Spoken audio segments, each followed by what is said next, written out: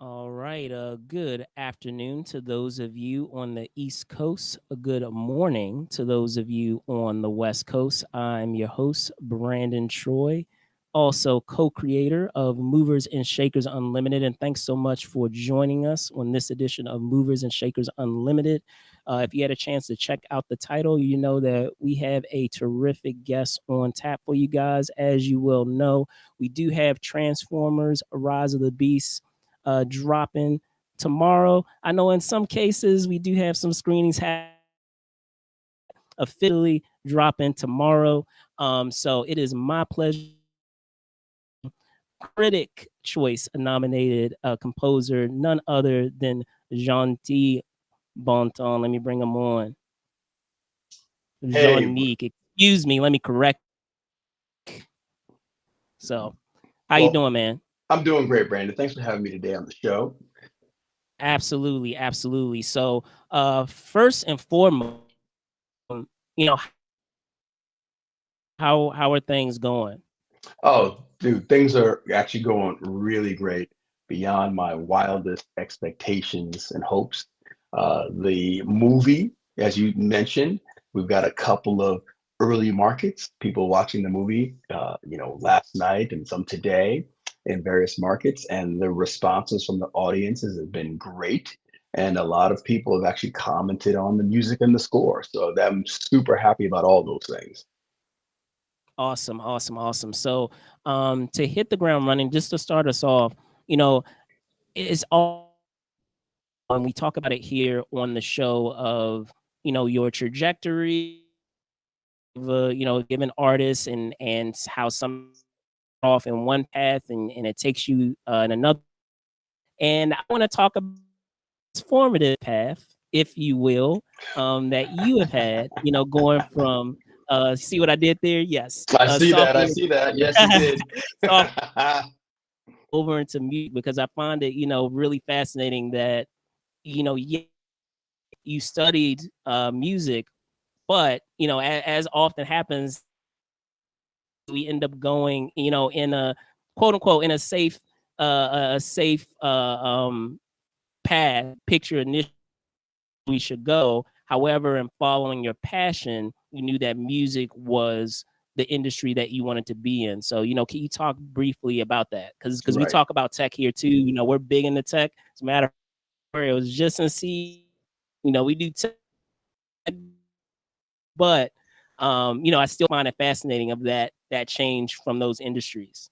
Oh, no, absolutely. It is kind of a wild ride, but I got to go way back to the beginning to really Oh, give you the story, please give you the dive. context. So I was kind of born and raised with music, not because my parents did music, but my mother always wanted to hear music in the house. So she made sure that we had piano lessons and it started with organ lessons. I did not like playing the organ at all, but eventually piano showed up in the house and we started doing piano lessons. Then I did a little guitar, some drums. I played in bands at school. I played in a jazz band. I sang in the chorus. And then when I went to college, I actually studied music. So I got my undergraduate degree in music, which was wonderful because I always loved studying and playing and all these things, but I was never going to be a musician. I didn't have the confidence in myself and my musicianship to actually try and make a living doing this because I had so many wonderful teachers who were top of their game in my eyes, but yet I saw how tough it was for them to make a living. So I'm like, I'm not going to do that. I'm going to be a lawyer. So I took my LSAT though, my senior year of college, got my results back. I was not going to be a lawyer. So I ended up with this newly minted music degree and I didn't know what to do with it. So, like most entrepreneurial, or I guess maybe a little desperate people, I started looking for a job and I landed a job in the software industry. And I just started doing technology. I ended up um, answering an ad in the paper. I and so I'm dating myself a little bit, but I answered an ad in the paper, and I was hired to be a computer programmer with no experience. And that launched a 15-year career in software. I basically taught myself various languages. I taught myself software development practices, and I grew from starting out, like an access and database programmer, all the way to uh, a senior director for HP with 4 development teams around the world. So it was a great career, and I had a lot of runway, and I wanted to be a chief technology officer. But I guess around 13 years ago, I had this idea like, well, what do I really want to be world great at? Like, what do I really want to invest my life in? And when I thought about it and I saw how passionate people were about software and how much time they spent thinking about that vocation, that wasn't me. I didn't have that same passion. So what are we passionate about? And music started to make a return back in my life. Just started first by just playing the piano again. Then I found this tool called GarageBand, and I started playing around with GarageBand, and I just started writing some music just for fun. And I sent it off to a friend of mine who said, "Oh, this sounds like film music." And I was like, "Wait a minute. There's music in film? There's music in video games? And people actually get paid to do that? Oh, I want to do that. I can do that." Right? And I look at it now, it's like what the hubris that I must have had. It's like I can just go ahead and do it. Oh my goodness. But that started a 13-year journey that first was just research, understanding what the job is, what sort of education would I need, um, where my deficit was, where I had to move. And luckily, or I was blessed, not lucky, but I was blessed that my wife and kids, obviously were along with me on this journey. We moved from Northern California. I went to USC's film scoring program, got my master's degree in film scoring from there. I met a bunch of filmmakers that were also at USC at the same time, and a bunch of musicians and other composers. And we launched a life down here. And that life included, writing music for a lot of short films for little to no money. Then also included teaching. I went and actually taught at Occidental College, and I taught at the USC film scoring program that I was a part of. Uh, and it also meant that I also started my own business doing tech consulting for other composers. Since I had a technology background There and you I go. Of understood course. now, so I had to pull them all together. And I was able then to use that job to keep the lights on while I was continuing to work on the small projects that my filmmaker friends, right, were started with. Because look, when we all got into school, we all had no money. Everybody was grinding, right? Grinding, trying to figure out what they were going to do. And maybe my friends grabbed the camera over the weekend and shot something, or they had a web series, or they were working on a short. And I was able to work on all those things with them for little to no money because I had this other thing I was doing that was related to film composition, where I was working with basically like the top film composers in the industry, designing and implementing their technology in their studios. So I got a chance to see what they were doing, understanding their workflow, understanding their technology needs, and also, getting paid. So I could then go ahead and implement what I learned from them on all of my small projects. And eventually, those filmmakers grew and they continued to work with me.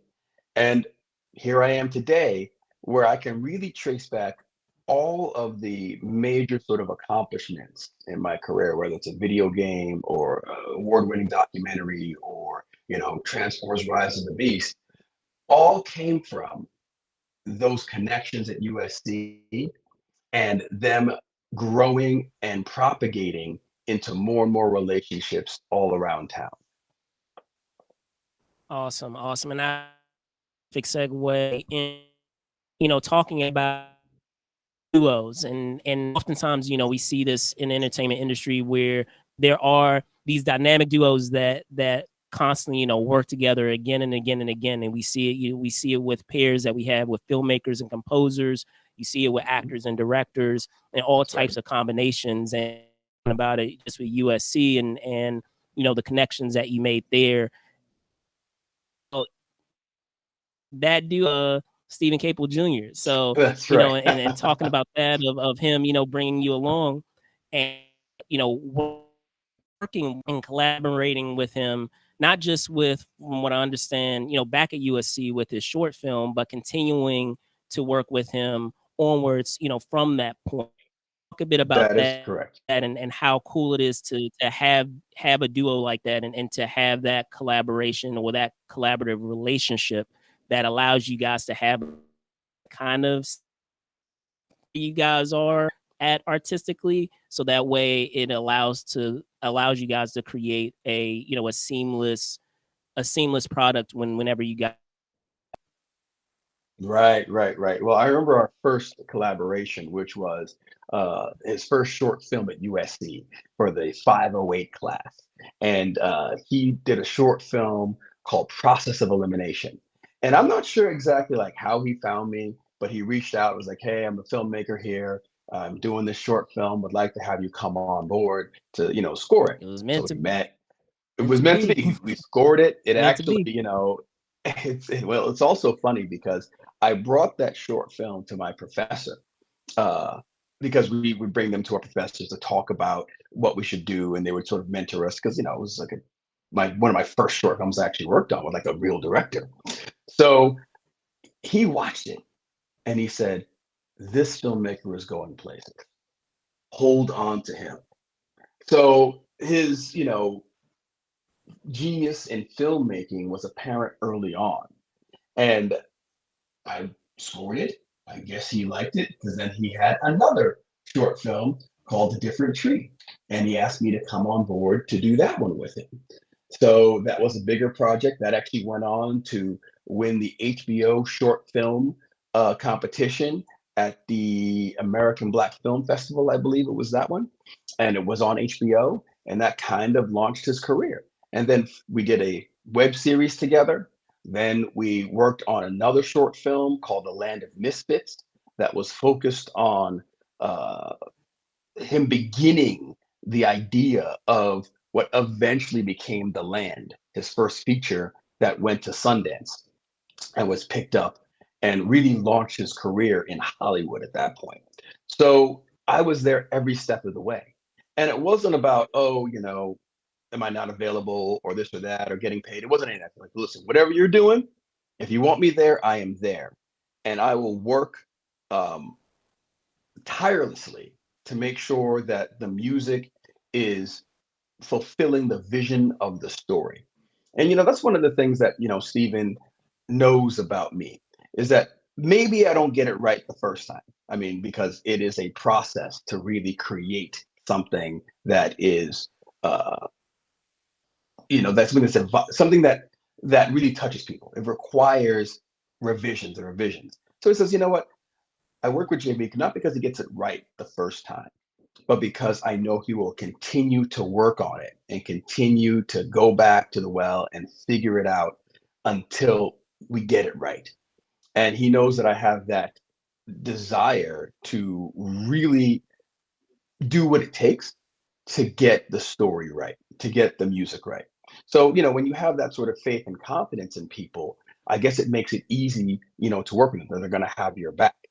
So, he eventually got a chance to do Creed 2. And of course, there was the amazing Ludwig Göransson who did Creed 1, and he was attached to the project. But, Steven still wanted to work with me. So he asked Ludwig, hey, would you mind if JB came on as an additional composer and the two of you work together?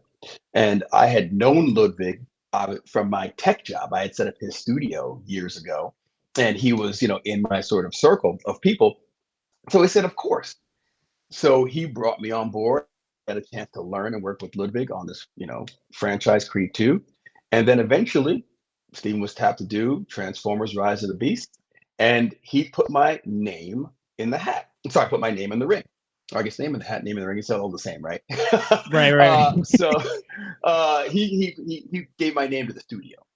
And, it wasn't just going to be, oh, this is JB. He's going to come in and do it. That was not the case. That's not what I thought. That's not what he thought. I had to show them that I could do this. And what that meant was investing in a demo where I wrote about 10 minutes of music. I got it recorded in LA with LA musicians, professionally mixed, hired a videographer to actually record the entire process of me working with the orchestra and working with Stephen. Voiceover interviews, pictures of my past, right? How I love Transformers, cutting it all together with footage from the old Transformers movie.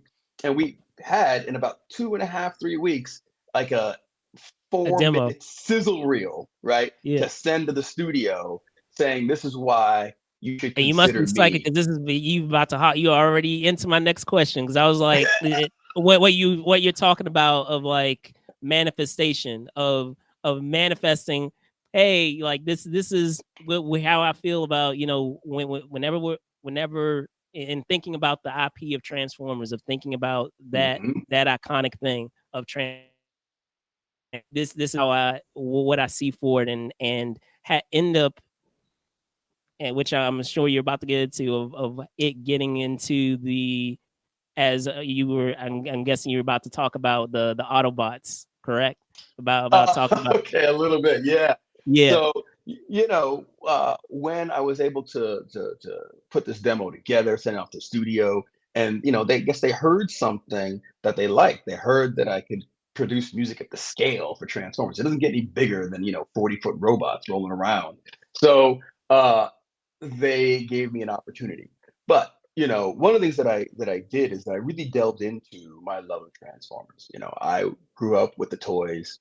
I watched the animated series. I watched the '86 Of animated course. movie back in the day. I watched all of the Bay films.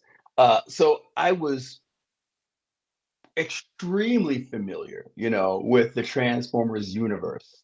And I took that love of the universe, I took that understanding, of what this world is, also coupled with Steven's vision, because obviously we talked about all these things, his vision for what this new chapter was going to be, and I brought all those ideas together and created basically this demo. And part of the demo was a theme, and I hadn't seen any picture yet because it obviously wasn't even shot. He hadn't even really started shooting yet. He was still working on refining the script. So but I wrote this theme that I thought encapsulated all these ideas, that I had heard, that I had in my head.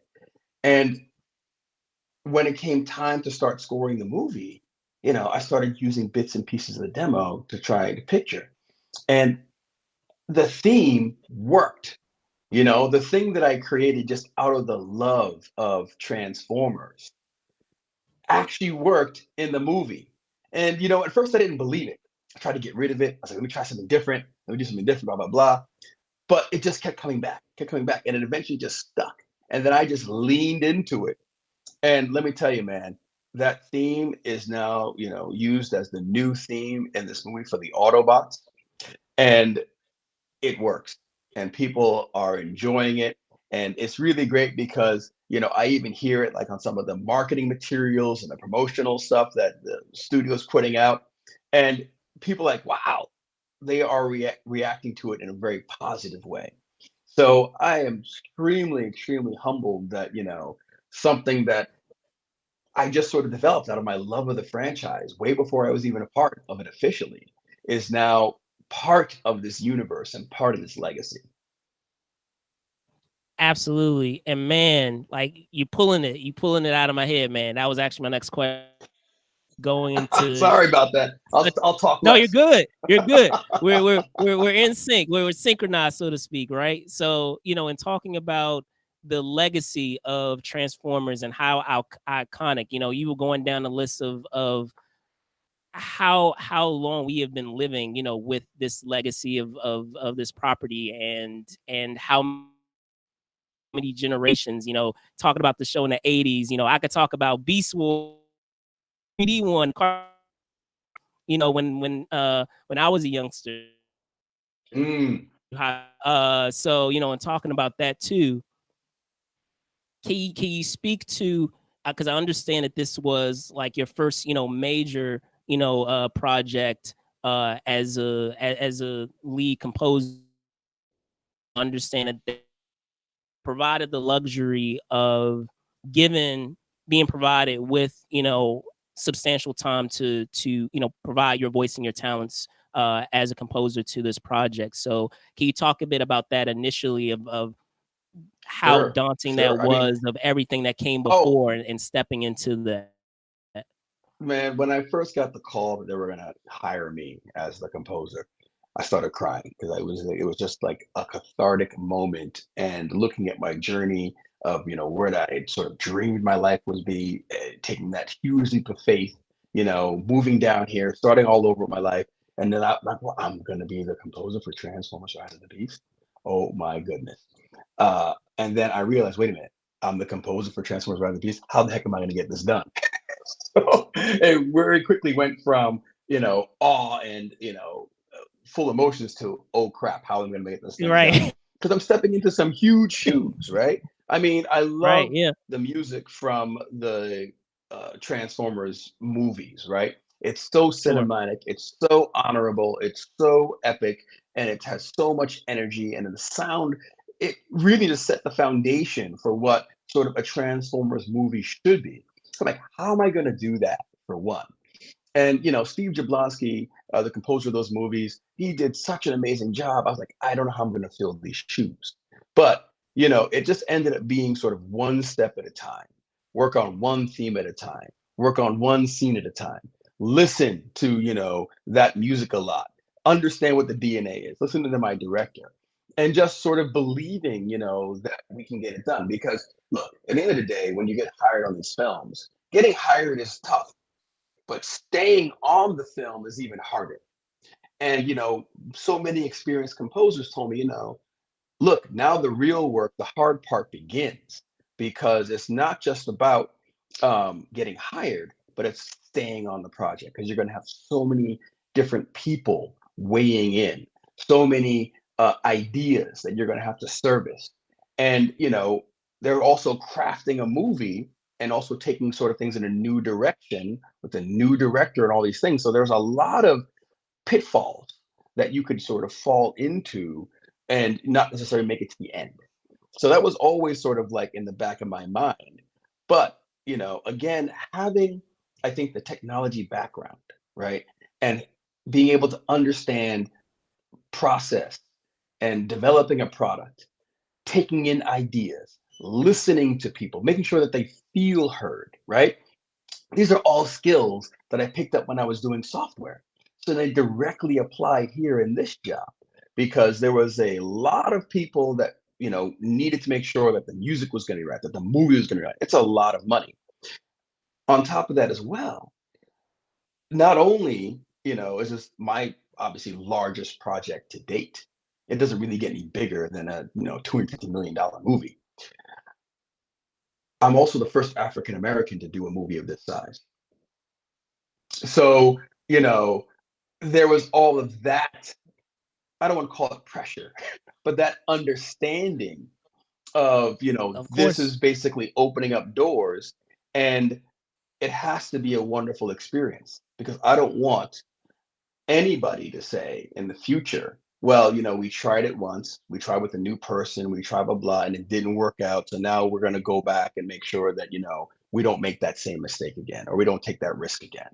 So it was not only about the music, but was I on time? Were my assets delivered correctly? Was everything organized? Did I have a team, that could help support me, that was professional, right?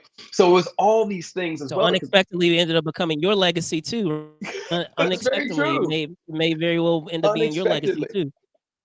That's right. That's right. Is And what comes and after it. honestly, the other thing I have to say is, Steve Jablonsky was able to come on board and really mentor and help me as well. And that was extremely educational and informative and supportive of me. And he was a wonderful person, because he came in, was super supportive, and gave me a lot of ideas, and listened to the music, helped me figure out like how to change things here and there to actually make it more into the world of Transformers.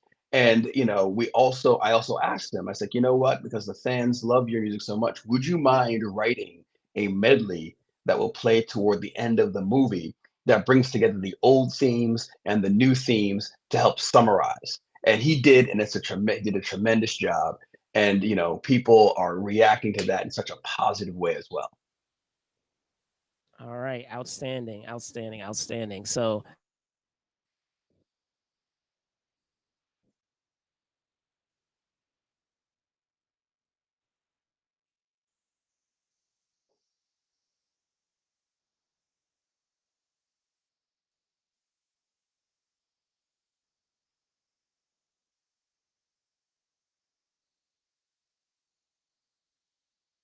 Oh, I think I lost you. I couldn't hear you. You're actually frozen right now.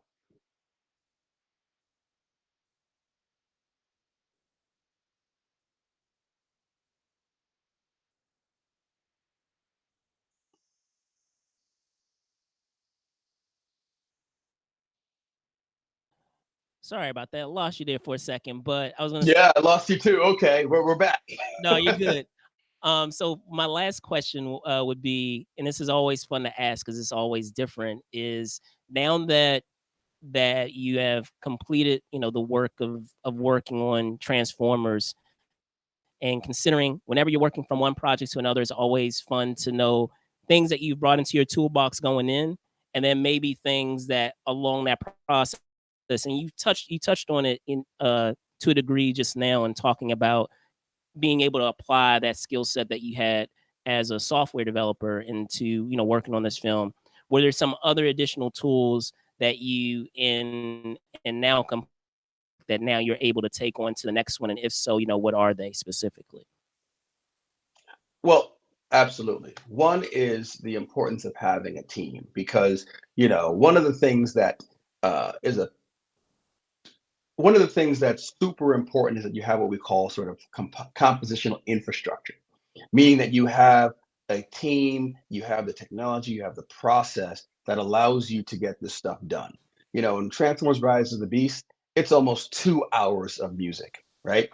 And to get 2 hours of music done at that level, I can't do that by myself. I need people who are going to be able to help me write some of this music, people who are going to help me manage basically the team, people who help me with orchestration, right?